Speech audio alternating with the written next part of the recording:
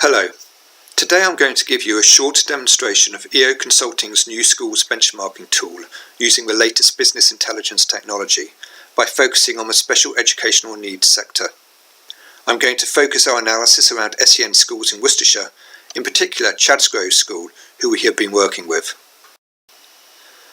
From EO's Business Intelligence Portal homepage, I'm going to select the CFR Special Dashboard and go to the School Trend Overview tab and look for Chadsgrove School.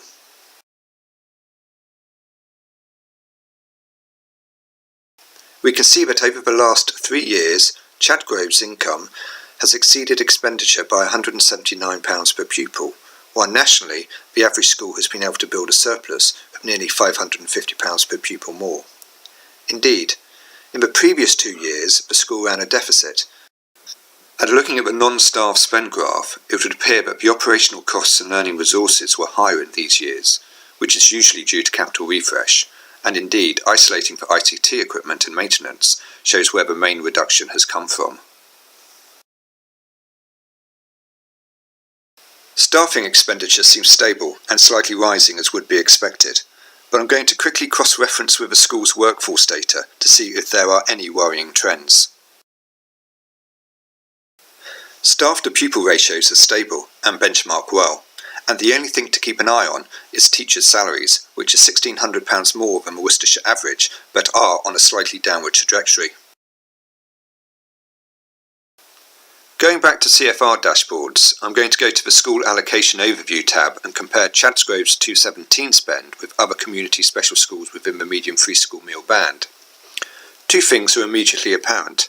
First, Rigby Hall and Fort Royal spends proportionally more on teachers and TAs respectively, and second, a disproportionate amount of Chadsgrove's income is made from facilities and donations.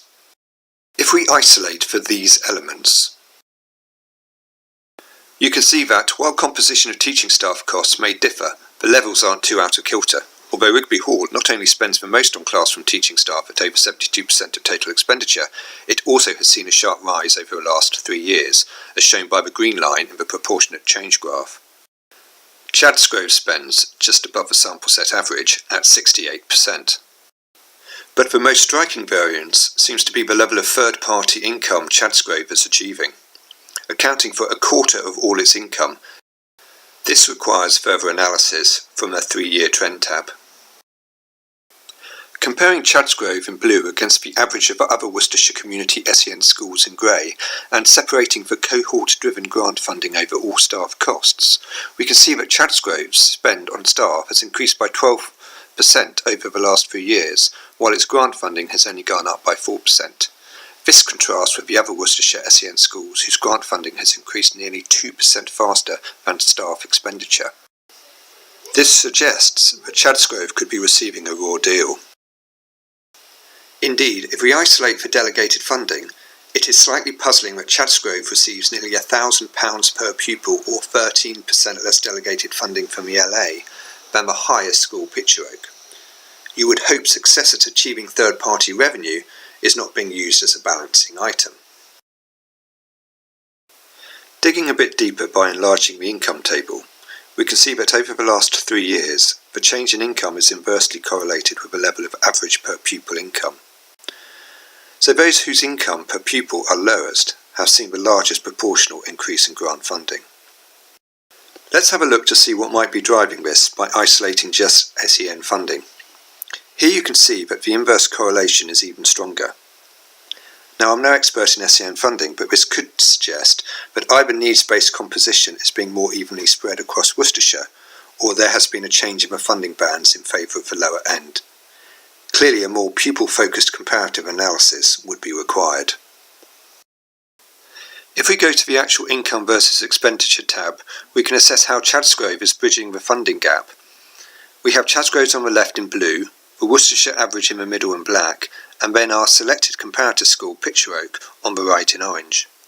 We are again comparing cohort-driven grant funding with all staff expenditure.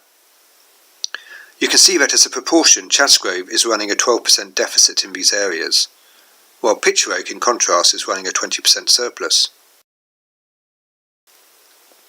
In monetary terms, this translates into a 28k deficit and a 41k surplus, or in per pupil terms, a 2.24k deficit versus a 2.93k surplus, or a gap between Chadsgrove and Pitcher Oak of over £5,000 per pupil. Now if we add third-party income, I'll enlarge the category breakdown so you can better see that I'm adding facilities income and donations. You can see that the position changes. Chadsgrove now has a higher surplus than Pitcher Oak, 580k compared to 440k, and this translates on a per pupil basis to a surplus of 4.8k at Chadsgrove, 3.2k at Pitcher Oak, and 3.8k on average for similar Worcestershire SEN schools. Interestingly, if we remove donations from the list, we can see that, over the last 2 years, Chadsgrove has been covering all its staff costs with cohort-driven grant funding and facilities income. Now I know that Chadsgrove has a hydrotherapy pool, so I'm going to see how its utilities spend compares with Wyre Forest, which also has a hydrotherapy pool, by going to the per pupil expenditure comparison tab. First, you can see the notable achievement of Chadsgrove allocating the same proportion of spend on teaching and learning, despite the comparative funding gap. And second, you can see that Chadsgrove utility costs don't benchmark well. Now this might be due to either the age distribution of the buildings, the fact that Wyre Forest has 80% more pupils to spread over the capacity charge threshold, or because Chadsgrove is locked into a 2-year contract while others have benefited from falling prices. Either way, this warrants further examination. I'm now going to go to our savings dashboard and compare Chadsgrove and the similar sized Pitcher Oak with all non-London special schools. You can see that Chadsgrove's spend per pupil is in the 64th percentile, while Pitcher Oak appears far more efficient, being in the 19th percentile. We need to take care here. This type of benchmarking analysis can give a false impression. For while it is satisfactory for evaluating the efficiency of much more homogeneous schools like primaries, it fails where the cohort makeup can so significantly vary. Better to focus on areas only where you would expect a degree of similarity, like back office functions. So I'm going to select operational costs, utilities, not catering because how provision is provided can vary, admin supplies, and those elements in other that are back office related only. You can see that Chadsgrove is now spending less in these areas than Pitcher Oak, but still mid-table. If it was to improve to the best performing Worcestershire SEN school, in this case Rigby Hall, which is in the 20th percentile, then potentially £500 per pupil or 68k in total could be saved. I'm going to isolate spending on admin and clerical staff to check whether there is a cost to achieving such significant third-party revenue.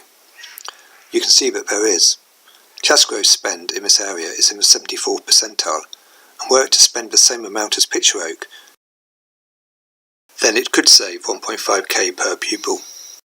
That said, we have already discovered it is attaining 5k additional third-party revenue, so the payback is clear. Because each special school can have quite unique qualities, and this is especially the case with PRUs, you are unlikely to get a good benchmarking group from within your own local authority. So I'm going to go to the School Expenditure Comparison tab and look for schools that are within 8 pupils of Chadsgrove, and then search for these on the map, concentrating on the West Midlands area. You can see that there are 4 similar schools that over the last 3 years have averaged a similar spend per pupil as Chadsgrove, notably the Meadows, the Orchard and Woodfield. Inputting these schools, we can now compare them on the spend per pupil graph, which I will enlarge to full screen and drill down into expenditure areas as appropriate.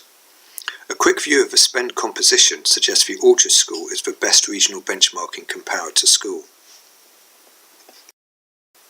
And finally, if we return to our 3-year trend tab, you can see that against this revised and perhaps more appropriate benchmarking set, Chadsgrove has still been able to increase staff spending well above total cohort grant funding, thanks to outperformance of third-party income. Well, that finishes our 10-minute scamper around benchmarking Chadsgrove with other SEN schools in Worcestershire and a more applicable regional sample set. I hope you have found the demonstration interesting and appreciate how this tool represents a step change in quickly getting to grips with how your school is performing. If you'd like to know more about how to get access to your suite of dashboards, then please do contact us at info@eoconsult.com. Thanks for listening.